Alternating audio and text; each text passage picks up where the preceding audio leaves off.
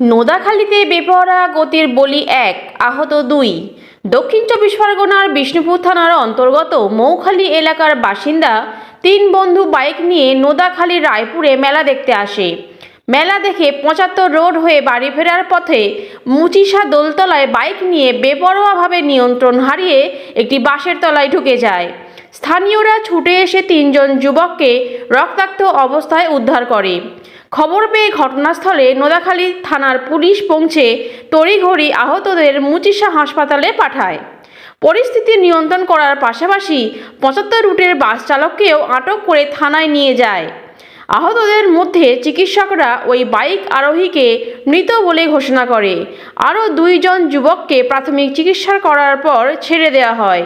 মৃত যুবকের নাম স্নেহাশিস কোলে, বয়স ১৮, বিষ্ণুপুর থানার মৌখালী এলাকার বাসিন্দা। মৃত যুবক একাদশ শ্রেণীর ছাত্র।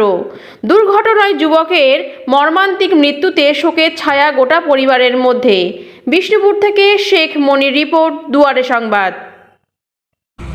ওই আমরা এখানে দাঁড়িয়েছিলাম, গাড়িটা পোস্টে আসলো, এসে ওইখানে বাম্পারটা মানে না চলে গেল, গিয়ে 75টা এসে গেছে, ওতে ধাক্কা মারলো, মেরে আর পড়ে গিয়ে আমার ছেলে আরও তুলতে গিয়েছিল, গিয়ে দেখেছি মুখ দিয়ে ভলভল করে রক্ত বাড়ছে, মাথা দিয়ে ভলভল করে রক্ত বাড়াচ্ছে। আমার ছেলে বলে আমি ওখানে থাকলে।